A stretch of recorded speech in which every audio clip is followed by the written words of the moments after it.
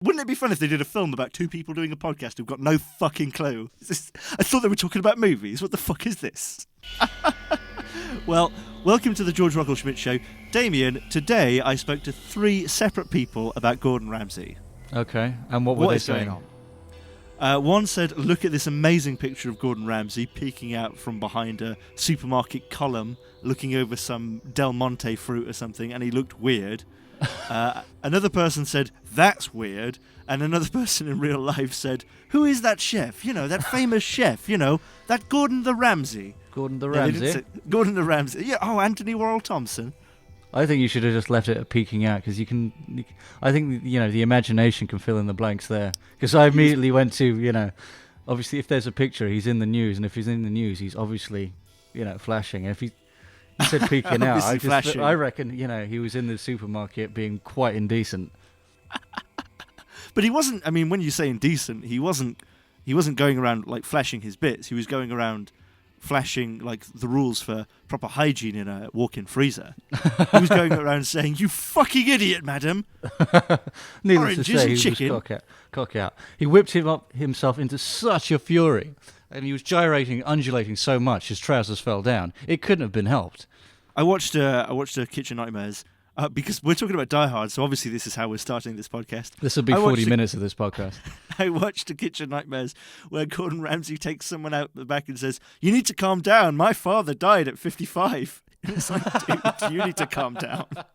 Yeah, but he was petitioning them to help him calm down, because he must be in his 50s, right? And he's like, please, for Christ's fucking sake, any second now, I could just drop to the fucking floor. You wouldn't want that.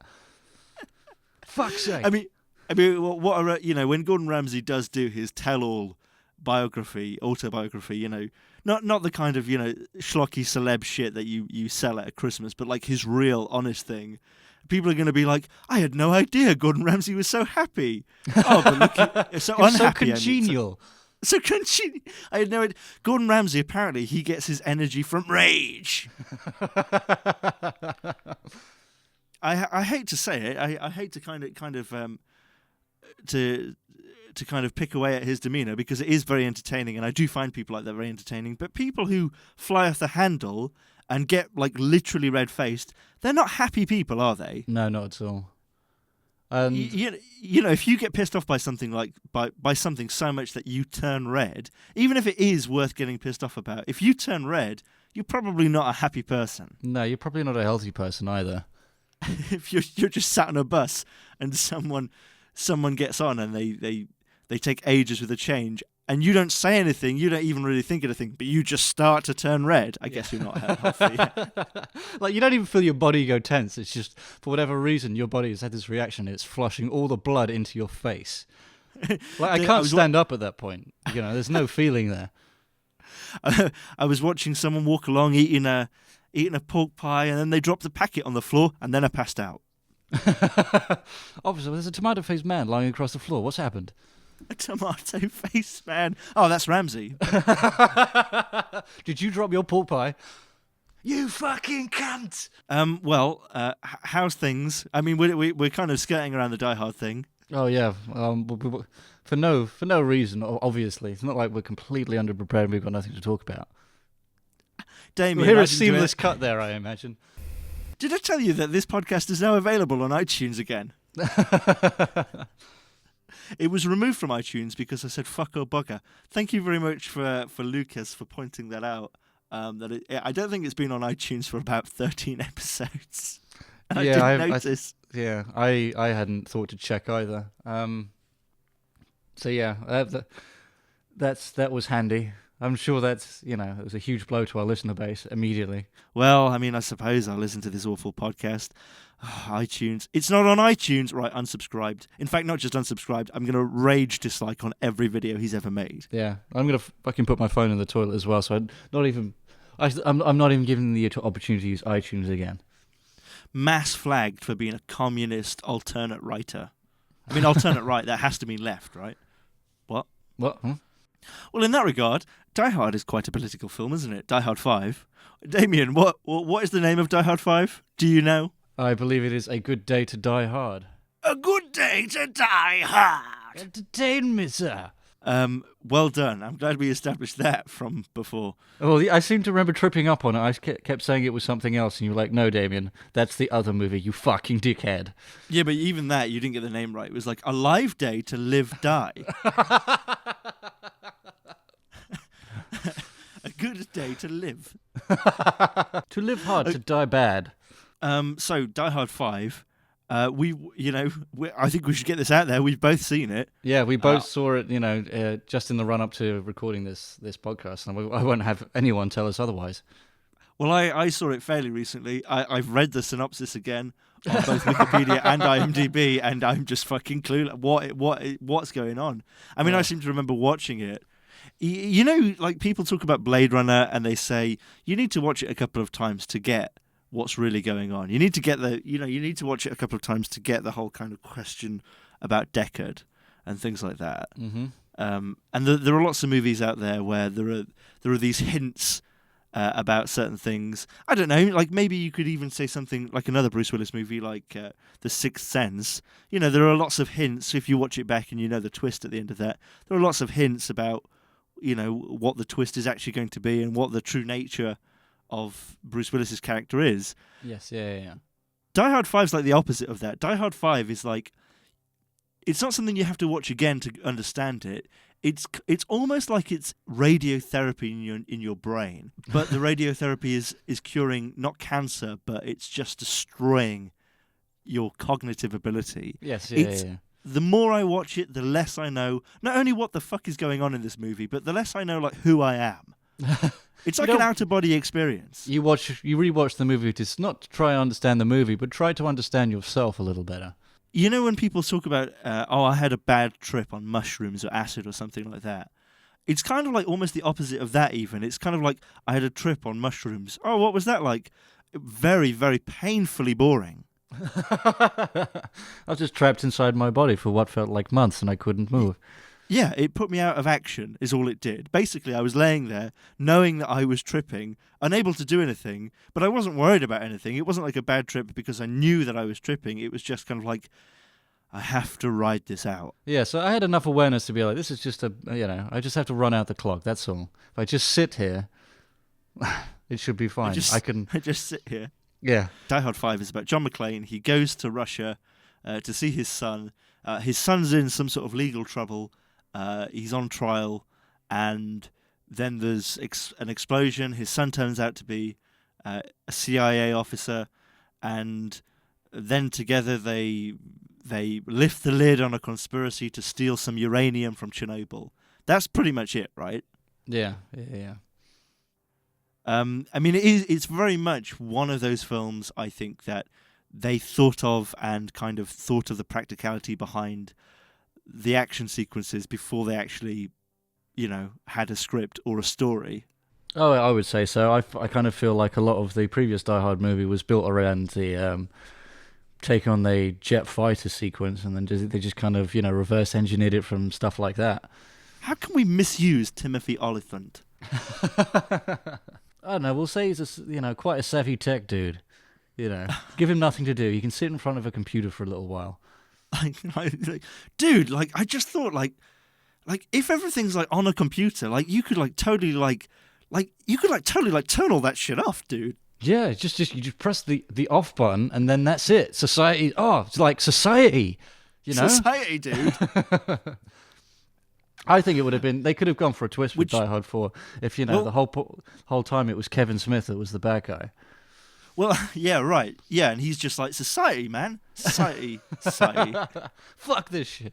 It has a nice kind of rounded narrative, doesn't it, at the end, where, you know, it's on about society relies so much on technology, but then Bruce Willis defeats that jet by throwing a fax machine into its engine. So what have you learned? Bruce Willis will deliver your presents at Christmas. Bruce Willis is Santa. He's definitely like some kind of demigod. Yeah. Back to Die Hard 5. We'll let that air out that stink, Damien.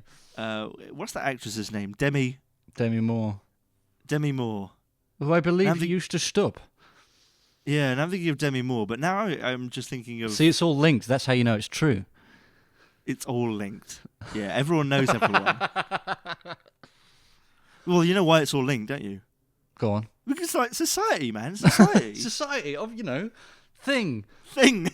It's it is the thing, and it is bad because people use it, and they use it too much, and that makes them like blind sheep. And they need to like wake up and not society. Again, if I had the money, I would love to buy the rights to Die Hard 4 and then not replace anything apart from the Kevin Smith bit. And instead of Kevin Smith, it's Bill Cosby just saying, with the internets and the Pokemons. With the society and the fingering. I'm just doing a proxy attack. Boopity bop. I don't know. I think that's clearly a vanity project that will never see the light of day. Clearly a vanity project. Yeah. I'm sorry to shit on your bonfire. I have to tell you need to think more realistically. This isn't going to happen, George. So Die Hard 5, in many ways, completely generic. I mean, I've heard people kind of defend it on its action, and yeah, I can definitely see why its action is engaging. If you like, your action movies very actiony. I guess this might appeal. You can put that on the fucking back of the box. It's very actiony. Very actiony. If you like your action actiony, then this action's got action. Total action. But then I don't know. I mean, I always found the bits of of the first Die Hard where he's like crawling through the ventilation shaft and all of that. I always found those a bit more engaging. Yes, yeah. I know. What I remember of the movie is just like Bruce Willis is still kind of shuffling around like he does in the vents. He's just not, he's not enclosed in a tight space. He's just, I don't know. You just kind of saw the wear, and he was just a little bit too old for it. I kind of thought. Yeah, I mean, it's not as bad as Indiana Jones 4, is it, in those terms? But no, not at all. But you can. They clearly they kind of handpicked Jai Courtney as someone that could run for extended period of time. So I saw this Arnold Schwarzenegger film fairly recently called Sabotage, where Arnie plays like the leader, the commander of a DEA. Essentially, it's a DEA commando unit. Okay. And it's like, can you imagine if you were, I don't know how it works, the regional boss of the DEA or whatever. If you went around and you saw those people, you'd be like, sorry, who's in charge of this? You're fired. That man is 70. Yeah, clearly he should not be working in the field. And he's smoking a cigar. This is a government building. So they just get health and safety down. It's just an issue of fun police in and amongst the departments. You can't be doing that. Who left this hot plate on? It's like if Arnold can't have his fucking soup, then there's going to be drug dealers everywhere. Because he can't do solid foods anymore.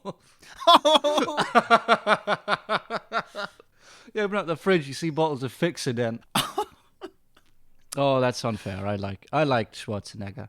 I like I like Schwarzenegger as well. But it's not an insult to say the dude is a little too old now to Maybe it was one last hurrah.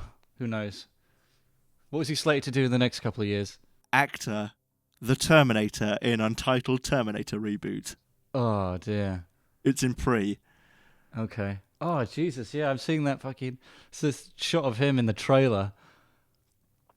Announced the Legend of Conan. He plays Conan, but obviously the talk show host. It's a biopic.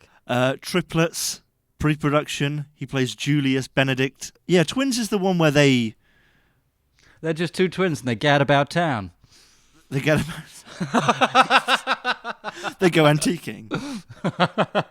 The first thing I do is head for the antique sales. Arr. He's billed here in Terminator Genesis as Guardian. Surely it should be Pops. As well. Sorry? It should be Pops. Yeah, or I would just say Terminator, no? Oh dear. Well, anyway, okay. I've noticed that we're talking about Arnie and we're not talking about Die Hard. Yeah, Die Hard 5, David. Yeah, but if anyone does know why he's listed as Guardian, I would like to know. Thank you very much. Yeah, don't write it in the comments, though. I'm going to give you Damien's phone number right now. Hopefully another seamless cut you'll see. 0800 00 1066.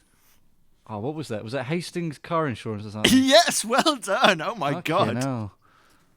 Jesus, that's like 10 years old, right? If not more. And I can fucking pull that one out of my ass. Okay, so I mean, I said this was going to be the fixing Die Hard 5. I mean, really, obviously it's the circling around Die Hard 5. I mean, as we say with all of these, and I'm sorry if this does sound boring, but I suppose the way to fix this is to have never made it.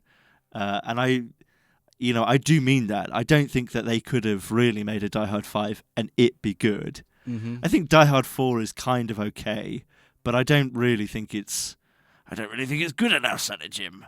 It's not really a Die Hard movie. They could have just called, Bruce Willis's character Anderson McFletcher-Gee. All right, okay, so that's our first point in how to improve this movie. So Bruce Willis is Andy McFletcher-Bee. I said Anderson. Anderson Andy, McFletcher-Bee. Yeah. Okay. These are the no, details it should be like an all-American name, like Jerry Seinfeld. Bruce Willis is Jerry Seinfeld. I'd like to see him in the wig. Like, 80s Seinfeld as well, so it's really quite full on. Samuel L. Jackson returns as, I don't know, another all-American name, George Costanza. Then their teammate or whatever, Jai Courtney, he can be Eileen, or whatever the fuck she was called. Teammate. Yeah, because they're playing volleyball. Just don't give a fuck about this. The movie hinges on, they're a 3-person team, but they need a fourth, and they can't compete unless... Unless what? Unless they get a fourth player, obviously. Unless Mr. Racist Kramer comes on. I don't want to see Bruce Willis in that Jerry Seinfeld biopic, and it's just 2 hours of Bruce Willis stood in front of a mic, just slowly but really heavily breathing. Doesn't say a word in a ridiculous wig. It's quite an experimental piece. The camera is like quite close in on his face, and it is one continuous take. There's no cinema magic. It is what it is. It's 2 hours of Bruce Willis just staring straight into a camera in front of a mic. Bruce Willis saying things like, have you ever noticed how at airports they want you to take your shoes off for security? I feel perfectly secure in my shoes. Thank you very much. Bow, bow, bow, bow, bow, bow, bow. All right, okay. I could open myself up to maybe one or two japes, but not too much more than that. No, that's not a jape. That's a call to action. That's a call to revolution. When he says that, the people rise up. All right, so as the credits roll at the end, you've just got this montage of bloody warfare at airports. The civilians, they uprise and they're just storming security, beating the guards down with their shoes. Yeah, right. Yeah. But there's like a red hue on it, Yeah. Imply that it's bathed in blood. You see, that's mise en. They would say that's mise en mise scène. en scène. That's symbolism, George. Right? Yeah. So this movie's now got weight. It's a weighty movie now. It's important. I mean, and every security guard that's beaten, and there are like 250. Every security guard, it's like smacked over the head with a heel, and then it goes into, kind of like half speed, and it's like, ooh, what you say? I was going to say, like, Wasted comes up. For all of them. Oh, dear. Yeah, it's after a while, it becomes its own movie. It follows this one overzealous flyer who's just going around with a stiletto heel and jamming it in people's eyes. No, it's just the Valkyrie, the person who's finishing them off, taking all the injured TSA officers and making sure they're dead. Just slowly walking over them, just dropping a suitcase on their head.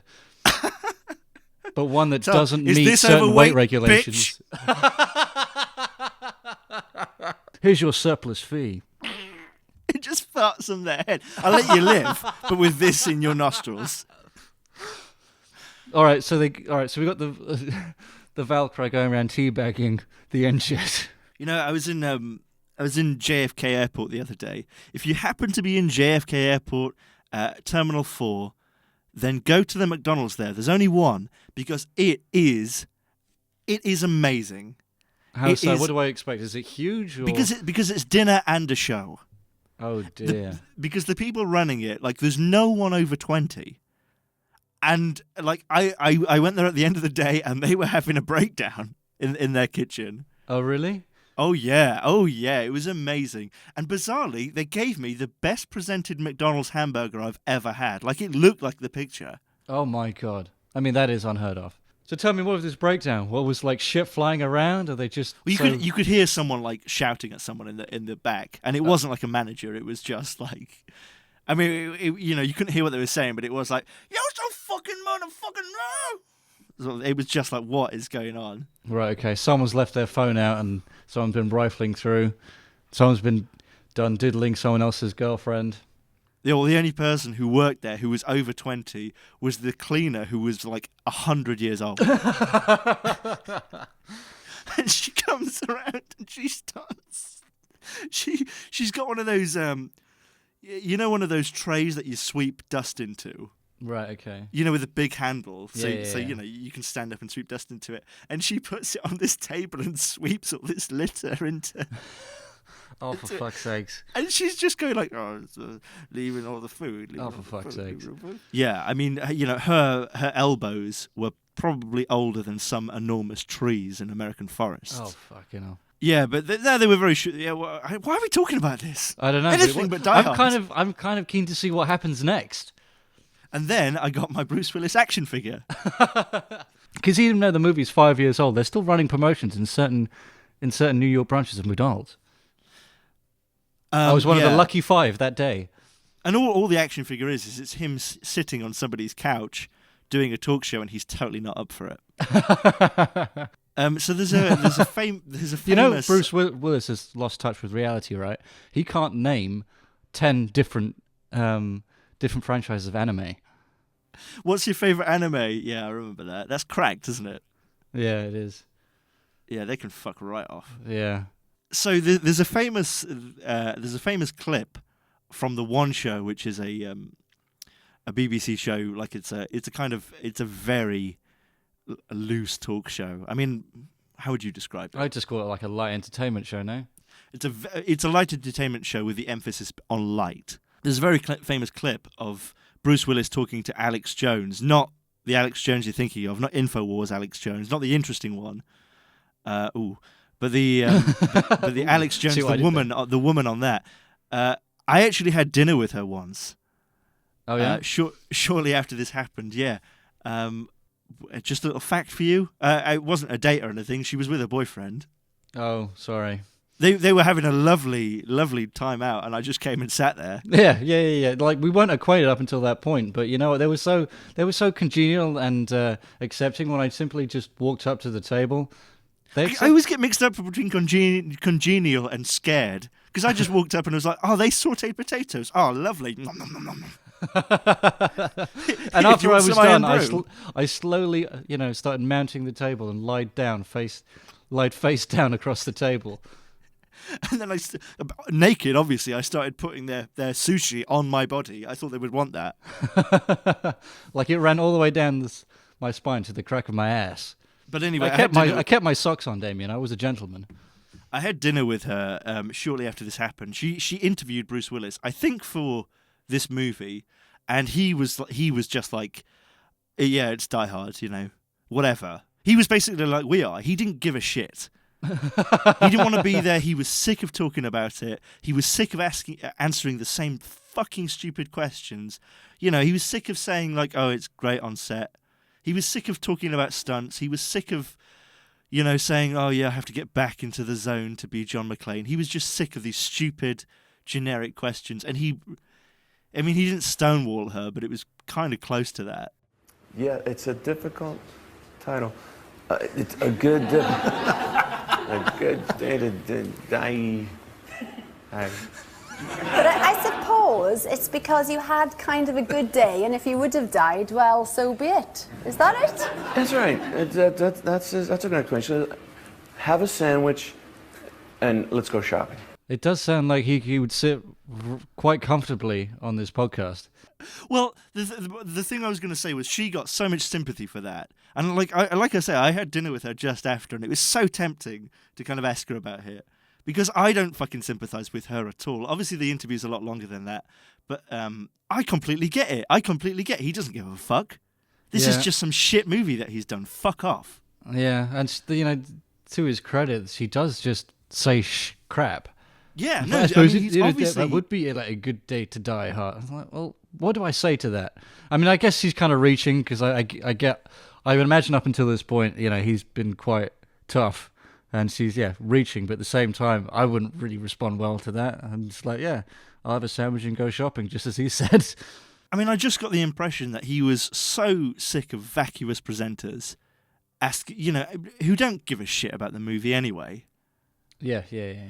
What's the name of the movie?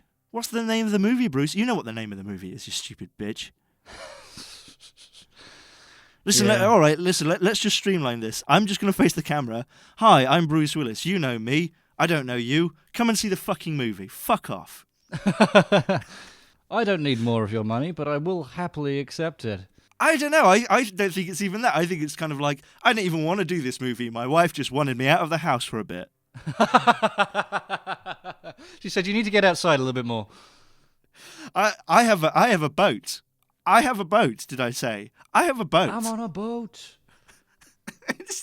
Yeah, now I'm on a boat. Now I am the boat. Now I am the sea. Now I am God. We've brought it back around. I don't have the same kind of sympathy for either, I would say. Oh, you don't sympathise with Bruce Willis either? No. Of the two, I would sympathise with Bruce. Brucey baby. Brucey baby. With Bruce more. I think, she clearly is lacking in prepared remarks there, and I would find that really fucking irritating. Well, now I can sympathise with her. You can sympathise with her. Well, lacking in prepared remarks. That's unheard of. So anyway, Bruce Willis, he didn't give enough of a shit to promote this movie. No, not at all. And I don't know. I mean, he is very much like that, isn't he? He's a bit of a curmudgeon. Yeah, he looks knackered. He looks knackered. And do you know what? I've heard Kevin Smith especially, kind of criticise Willis on not being nice to his fans and not wanting to engage with his fans and all of that. But, without kind of dissing Kevin Smith, I think, you've got to understand Bruce Willis is such a different beast to Kevin Smith. Yes, like, Bruce Willis couldn't go shopping, right? He couldn't go to a bar. Oh, yeah, Surely. I imagine for, the last 30 years, he's just had, McClane shouted to him, across the streets, Yeah. If he's not with... He said the thing he hates the most is when people shout "Die Hard" at him. Oh, yeah? That's not even the character's name. Hey, Halo is a cool guy. Yeah, no, I imagine 3 decades of that, you might be fucking done with it. I think you're probably done after a couple of years, in all fairness. It must drive you fucking batshit.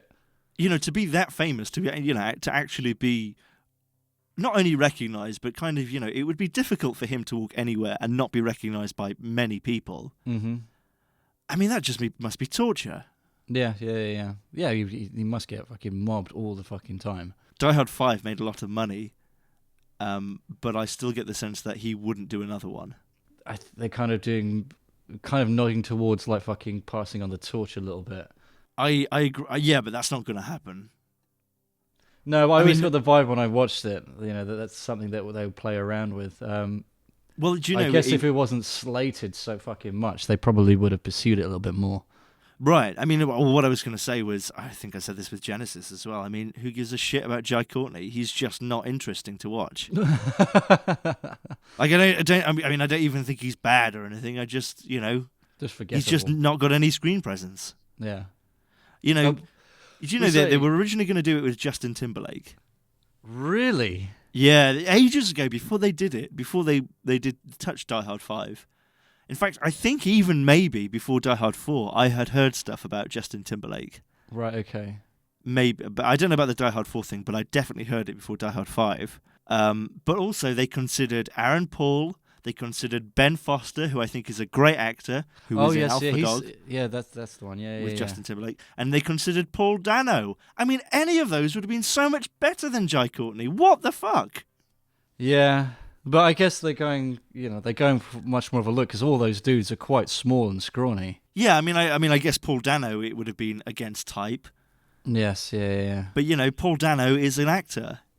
Yes, yeah. And Ben Foster, he is small and scrawny, but I mean, Ben Foster looks fucking mental when he wants to. I feel like, he was kind of in the running because had a shaved head in fucking Alpha Dogs. He's got a round head, so he kind of looks like Bruce Willis. He's got a round head. It does kind Unlike of feel all these like, other people. It does feel, because I'm looking at like the poster here, and it does feel like that's exactly it. Because they're both doing like the same look, right? They've got their head. If you look, it's kind of hypnotic at precisely the same angle, right? They've just picked, big jaws, fucking smooth heads, basically. And I think that's exactly what they've landed on. I don't know. I mean, if it was Ben Foster, you said he was more scrawny and everything. Are we basically calling it? Die Hard, McClane, and Scrappy? Wow, that's better than mine. Ben Foster eats Russia. Ben Foster eats Russia. Like, he becomes massive. This is the story about how Ben Foster put on an extra foot. He consumes the entire land. He's the only body that could possibly rival the celestial Tim Allen. Tim Allen! He could have been John McClane. Fuck this Bruce Willis guy. Yes, I'm sure you could do a mock-up of that. You've got Die Hard, and every time, you've got one of the terrorists looking up at the vent suspiciously, you just hear like a muffled, But then he nails them through walls with like massive drills, like masonry drills and stuff like that. It's super violent. Like a good 8 minutes of uninterrupted screen time is just heads on the end of drills spinning around. He's not attacking anyone or anything. It's just for his own entertainment. Yeah. He kind of sets up this kind of macabre nursery with all these fucking heads on pikes. Ho ho ho! Now I have a power sander. Just so you know, just to kind of answer your question, John McClane is rumoured to be in Die Hard Year 1, which we've talked about before, which is the young McClane bullshit. Oh, yes, yeah. The origin story to the popular film franchise. So what, he just goes to the fucking police academy? No, it's going to be teenage John McClane and teenage Hans Gruber are in high school together. Oh, fuck yes. Is it animated? Because I would love that, actually. It's not animated. The backgrounds are animated. It's all green screen. It's essentially video game high school, but with a bigger budget. Right, okay. But the plot is like a sort of more subdued Megamind or something like that, No, it's these two high schools which are opposite to each other across the street. One is cop high school and one is villain high school. And naturally, fucking cop high school looks all, it's picturesque, it's all sunny and all this kind of stuff. And straight across the road, you've got villain high school, naturally with all the storm clouds above it, and you can hear the scheming and shit. It's very, it's bad. Yeah. This reminds me of my friend said he wanted to set up a bar called the Pink Flamingo, which later got turned to the Purple Eyelash. Oh my god! And I said if he ever did it, I would open up. It was going to be like a sophisticated nightclub. And I said, if he ever did it, I would open one opposite called the Blue Murder Squad. and you can only order beer there by glassing someone. And how we don't take money, we just take shards of fucking soul. How did your pitch go at the bank when you... We will serve food, but that food will be onions. If they don't want onions, they can fuck off. But we will have onions. They don't want onions. That's a paddling. That's a paddling. Okay, so sorry, I'm just looking at Die Hard Year 1, also known as Die Hard 6, Die Hardest. Oh, is it? All right, okay, so this is, it's a movie, right, okay. So in my mind, I've got it... Yeah, I know. I've got it confused, and I want to see it's a fucking TV show, yeah. Back to fixing Die Hard 5, like we've done any of that. Die Hard 5, you know what, it could have done with... I think it would have been a lot better if it did just have a really good villain. And even if they'd been lazy and they'd have just cast someone who's known for being a good actor. I mean, seriously, John Goodman, if he was the villain or, whatever the villain was, that would have made that much more watchable. Yeah, without a shadow of a doubt. I mean, I didn't rate the movie too much, but what was it, 10 Cloverfield Lane? I really liked John Goodman in that. Have you seen it? No. Yeah, well, it's basically it just takes 10 place... 10 Cloverfield Lane, is that a combination of Cloverfield and 10 Rillington Street? What is 10 Rillington Street? It's about that serial killer called Christie, who was a real serial killer in real life, and he killed people by aborting their babies, but he never really attempted to abort their babies. He just gassed them 10 Rillington Place. Sorry, not 10 Rillington Street. Yeah, I've only got like pictures of the dude. It's fucking frightening looking. Yeah. Oh, I'll definitely have to fucking have a look at that. Yeah. But what were we talking about? You were talking about 10 Cloverfield Street. Or something. I think it's supposed to be some kind of loose continuation of that fucking Cloverfield thing. Right. But it's just set in a bunker where people it's about a holding New out. Jersey family who like own an auto parts store. It's all hijinks, but it's still set in the same universe where New York has been destroyed by a Godzilla thing. Yeah, but the news hasn't reached them yet. No, it's reached them. It happened years ago. It's just like we've moved on. It's moved on. Yeah. New York is rebuilding. That's kind of great, but we've never been there. We don't have any plans to go there, but good for them, I guess. Anyway, Screwdriver. I'd say more hijinksy than that. I mean, I kind of downplayed the hijinks, but there could be some. I reckon there could be some pies. I'm gonna say something terrible. Go on. I've been watching Friends recently. Oh my god. Yeah, I've been watching Friends recently. I've been enjoying it. We gave Friends a bit of a bad write-up. You did. I didn't. I was fine. I love Friends, Damien. I love Friends. I've always loved I've been Friends. enjoying Friends, but occasionally they have a shot of the city, and all of the shots are completely focused on the Twin Towers. Yeah, I know. All of the establishing shots, and honestly, I cannot watch it without thinking, "Where's the plane?" Jesus Christ! I don't mean it in a bad way. I don't mean like I want it to happen. I just mean I kind of always just expect it. Yeah, like the I'm footage so is used so to well seeing that skyline, on rolling news and on documentaries and stuff where, what happens. Yeah, I do. I do remember seeing a lot of not just Friends, but there's loads of stuff that's all like written around New York, and there's always that establishing shot of the skyline somewhere in there, and it is always it is awkward seeing the Twin Towers there. Yeah. Really quite awkward. So how did we get onto this shit?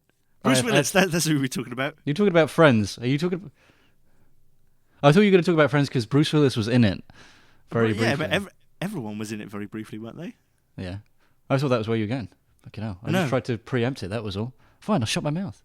Was Bruce Willis banging one of the friends? He was banging one of the friends, yeah. You'll never guess which friends. Was it Ross's monkey? Oh dear.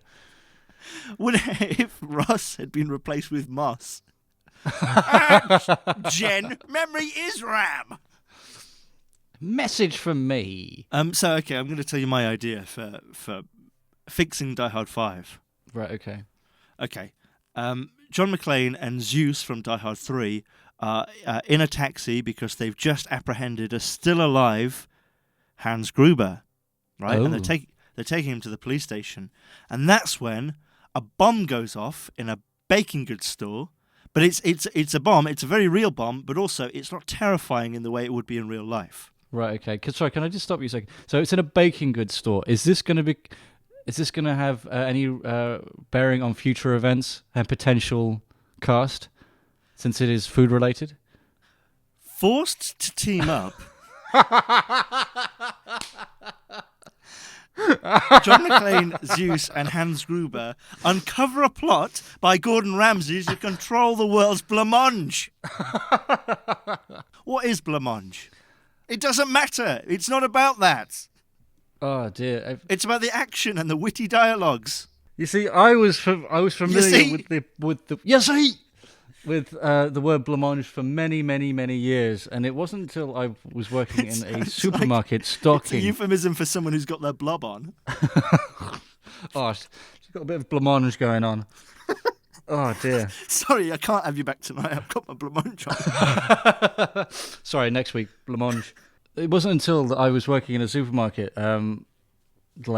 stocking baking goods, that I came across the spelling, but I wasn't aware that it was the same word. Because for years, right, I was familiar with blancmange and you were like, Blancmange. what the fuck is Blancmange? Blancmange. Blancmange. I don't know.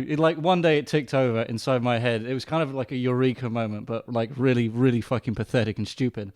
And I could never tell anyone about it. Like for years, I could not fucking link the two. My dad says this is on a little bit of a different level to you. My dad says that when he was, I don't know, 20 or whatever, he said to the library clerk or whatever, "Do you have any more books by Goethe?" Oh, the library clerk was like, "Who the fuck is that?" He's like, Goethe. He wrote all these famous books. This German guy. It's like, you mean Goethe? Get out! Well, to your father's credit, at least he was doing something of a more higher brow pursuit. I'm talking about Blancmange. That's what I meant. I meant to cast you in the negative light there. Oh, fucking hell. All right, okay. You didn't clarify that. I was getting my hopes up. I kind of felt I was getting away with it. Blancmange. It says alternative names shape. That sounds like an alternative name for like girls out on the town. Like, oh yeah, she's a bit of shape. Alternative names for the entire Blancmange entirely. That's all it says on Wikipedia. It says alternative name shape, serving temperature, cold. Serving temperature, heat. How to make, cooking. Varieties, flavour. Varieties, Blancmange. I had a friend who joined the Navy and he was very dismayed to find out that he was going to be serving on a submarine called HMS Talent. Why? That sounds superb. Yeah, but then he got transferred to HMS Trumpeter. So, Die Hard 5. Okay, yes. Should we start talking about this an hour in? We were talking about it. We've uncovered a plot, orchestrated by that ruthless Gordon Ramsay to control the world's blancmange supply. Was it to control the world's blancmange supply or control the world with blancmange? It was the supply, but I didn't use the word supply, which kind of makes me think like there'd be blancmange on people's plates that Gordon Ramsay was now like in control of. Obviously, they can't move because they're blancmanges. They don't have like skeletons or anything. But he is controlling them. He's conscious of the blancmanges people are eating. Right. Okay. So what will they happen? Right. So we've got this explosion in this bakery. They go to check it out, the three of them. Right. And what they find, right? They find the haggard, mutilated body of Gordon Ramsay. But it doesn't look like he went up in fire. What they find, right? They see the top of his head carved off. And like the inside of his skull is completely hollow. And what they've slowly pieced together, right, throughout the course of the movie, it's not made clear at the moment, right? Because you have these little blancmanges, and they're all kind of, they move in and of their own accord, right? They're not quite sure why. It's a mystery. But when you say they move, they only wobble though. They don't go anywhere. Oh no, I'm thinking like they can jump like fucking 8 feet or something like that, Right. Okay. So now it's like a Final Fantasy, enemy. Kind of, but I mean. Oh no! Cloud has been stopped by a group of flan. I was thinking more kind of like facehuggery type stuff. They just kind of like, go for the face. Okay, so basically what we're saying is it's Die Hard 5, but also The Stuff 2. I think so, yeah, maybe. I want more stuff! Fucking hell, fire. Yeah, look, I think the reveal, right? Go on, do it. I know you want to do it. How's the food? I need more stuff. Can't get enough of the stuff. It's so good. Oh. It's like pitch perfect. Like it's the best impression ever. Yeah, it's the only impression I can do. Something no do. one's seen. An old lady shitting herself at a table in a restaurant on a TV. This stuff is a B movie about this food that people start to become addicted to, and it's just alien goop that eats them out from the inside or something. I don't know. Yeah, and there's an advert for Sometimes it. Yeah. There's like an advert mocked up in the movie, and it's just oh dear. It's this old couple at a restaurant, and they just it's made out to look like a fucking 3-star fucking place. It looks the fucking dog's bollocks, but they're not content, right? They're not content. They are disappointed. It's just like someone's come on their plates. It's just terrible. It's just like white sauce. Oh dear. Do it again. How's the food? Where's the stuff? Oh no, I want more stuff. I want more stuff. I might have to give that another watch. It's been like 6 years. The film was basically Bruce Willis with 2 parrots, and one's like, I want more stuff. Ole Roy. I want more stuff. Ole Roy. It's his descent into madness. He just collapses to the floor and just slowly peels his skin off. You tell me how much of a better film Die Hard 5 would have been if it was all completely the same, all very serious. It's Bruce Willis and Jai Courtney, and they finally find out who the bad guy is in the last 20 minutes, and it's this guy in this big Russian coat. He's got, the Russian mink hat. He stood with his back facing them, and they're like, oh, this is him, You're going to turn around for the face reveal. And turning around, wearing an Emperor Ming beard, it's John Candy doing his best Russian accent. That would have been brilliant. It would have been brilliant, but he had to go and die, didn't he, John Candy? Really fucking pissed on that dream for us. He had to go and die decades ago. Yeah, fuck you know. This would have been perfect. That's the way it was written, and then he died. That's the way it was written, and then someone said, he's been dead for 20 years. I heard that John Candy died under very suspicious circumstances, although probably not suspicious at all. Was he full of stuff? He was full of stuff, I think. But maybe what happened was like someone threw the screenplay on his desk, and he would just completely overcome. This was collapse. This was going to be his masterpiece performance. Yeah, it could very well have been, quite a beautiful swan song performance as well. Very much like Brando. He was going to be in it for 20 minutes, but it was going to be the 20 minutes you want to watch. Yeah. Okay, it was all going to be write this one down. It was all going to be about, is it solid? Is it liquid? It wobbles on a plate. That is my dream. That is my nightmare. It was all going to be that, but in a Russian accent as well. That is my dream. John McClane. Okay. I think... okay. So what? Blancmange is now in A Good Day to Die Hard as well? I thought that's what we were talking about. I thought we were building a different movie from the ground up. Okay, that's all this podcast is. Wouldn't it be fun if they did a podcast? Wouldn't it be fun if they did a film about two people doing a podcast who've got no fucking clue? Yeah. Anything else to say about? Yeah, I didn't get to the twist in my fucking Blancmange movie. Oh. So you find like the haggard corpse of Gordon Ramsay. That's the funniest thing anyone's ever said. Sorry. I didn't get to the twist in my fucking Blancmange movie. So they find like Ramsay, right? His haggard corpse, and his skull is just completely fucking melon balled out. It's like clean on the inside. And they're like, this is bizarre. Such a bizarre murder. They investigate. In and amongst this, these increasing attacks from this, seemingly sentient Blancmange. And then, but I don't know, maybe they find themselves in some kind of lab, or they just piece it together. I don't know. I haven't written it. They realize what's happened is, right, Gordon Ramsay is obviously just trying to cover up his death. What has happened is he's undergone a surgery, and he's had his brain diced up into a million pieces, right, and scattered amongst, the appropriate number of Blancmanges, and they form like this kind of very advanced like neural network, and he is in fact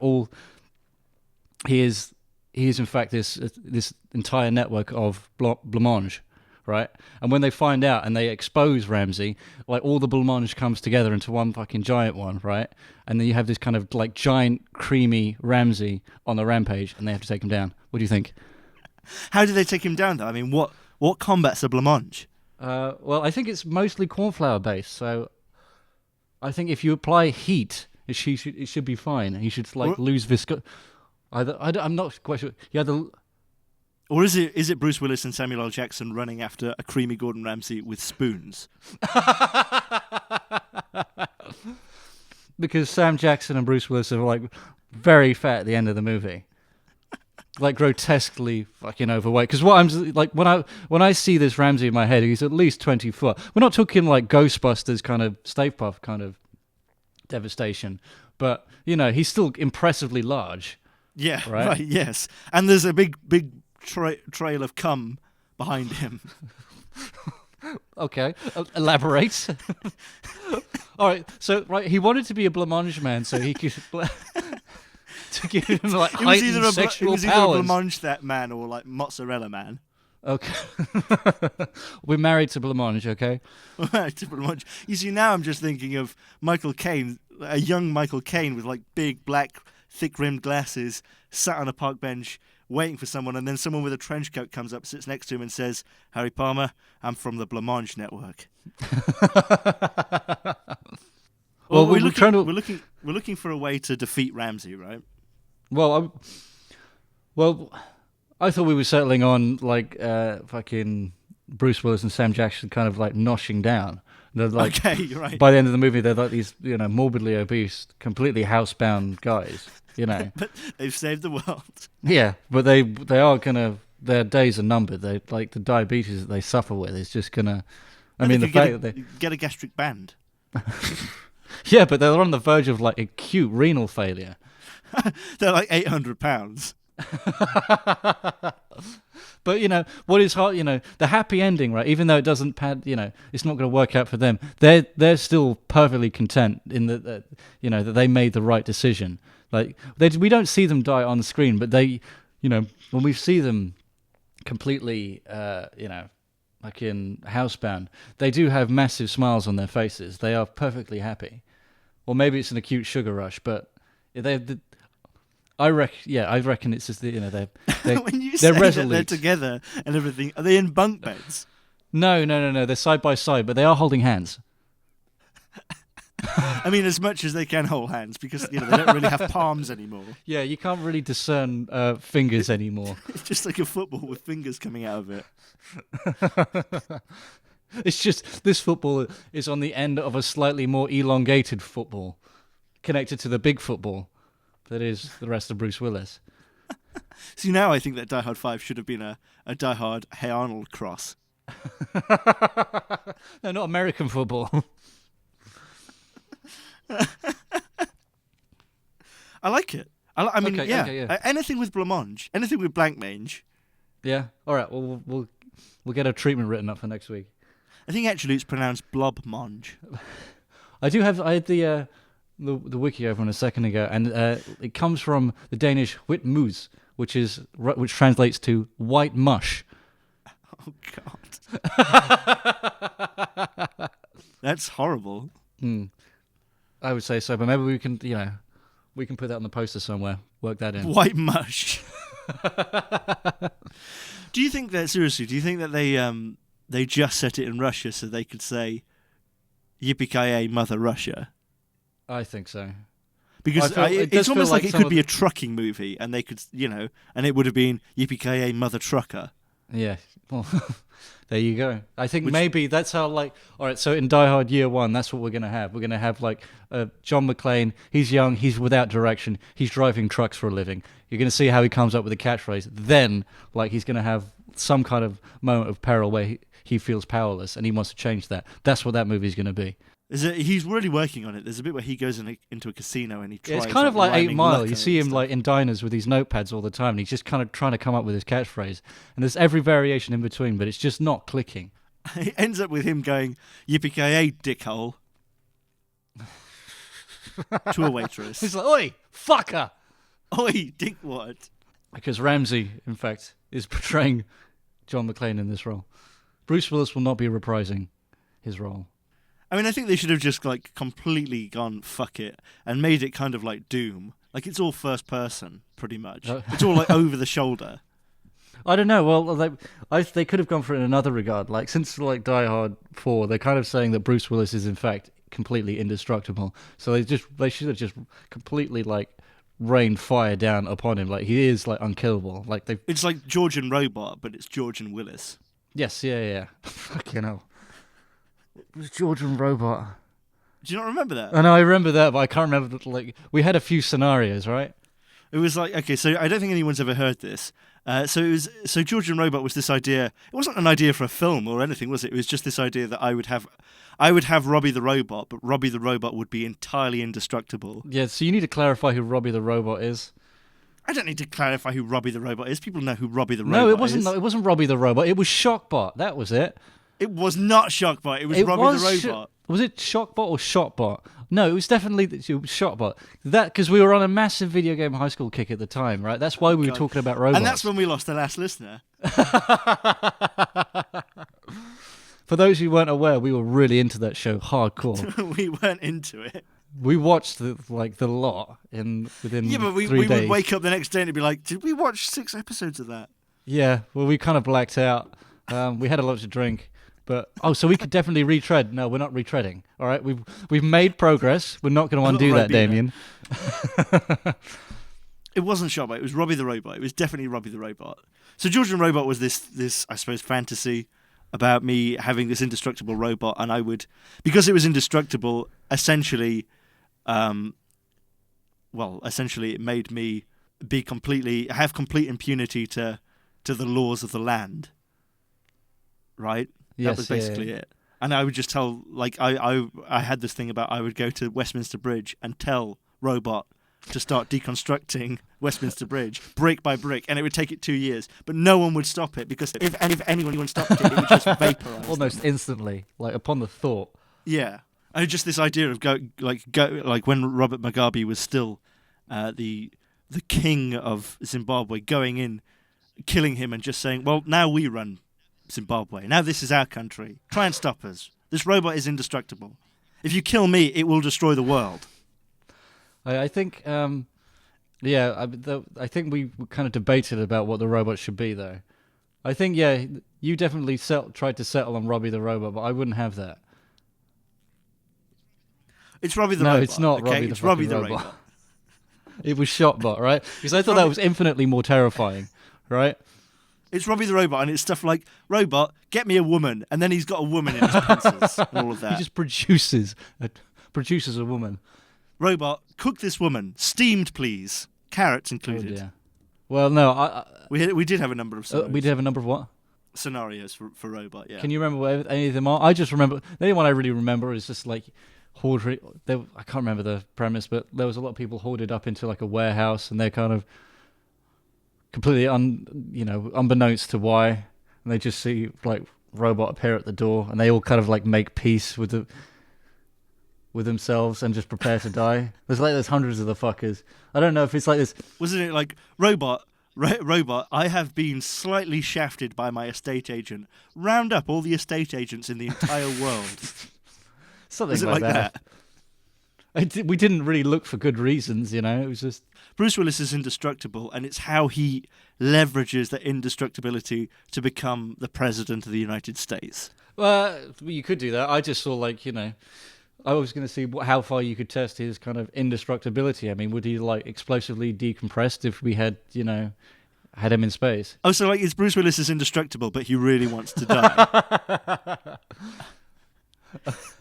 And he lays on train tracks and things. I remember when I was about 8 and my dad explained to me what the Terminator was. I thought that was what the movie was. I thought it was just about experiments to try and destroy this thing. And I watched it. I must have watched it when I was about 10 or 11, and I was so disappointed. Oh, that does sound like an infinitely better movie, though. Well, I don't know. It's kind of like they got him in the press at the end, and I thought it was like, well, you didn't even try acid. You didn't even try a magnet.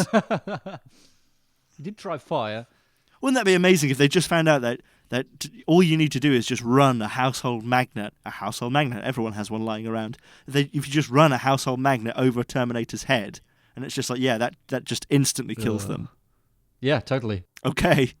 Sorry, I made the mistake of looking at Shotbot on Google, and there's some ghastly stuff here. Is it all porn? No, it's not porn, but there's fan art which makes my skin crawl.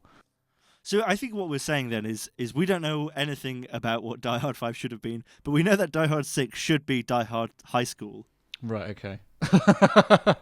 I thought the fucking Blancmange rampage was going to be it. I thought year 1 was going to be the high school. Okay, so we're talking about so Die Hard 5 is the Blancmange thing. Year 1 is high school. Okay. Year 1. Jesus Christ. So is it no, year 1, right? It's so just Bruce Willis caveman. baby. And in line with my Bruce Willis Indestructible thing, he's the same age there and he never ages. He's immortal. Well, no, he gets older and older. He ends up like the Crusader in Indiana Jones. He is 1,000 years old. He's very old. He's very fragile. He can barely lift his handgun or whatever, but he can't die. No, okay, I see. And is he like that in year 1 or modern day? It's kind of...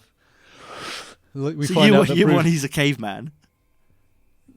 No. In year one, he's like the 1,000-year-old, incredibly fragile, frail dude. Like there's a movie in between where he travels back to the past. Why not?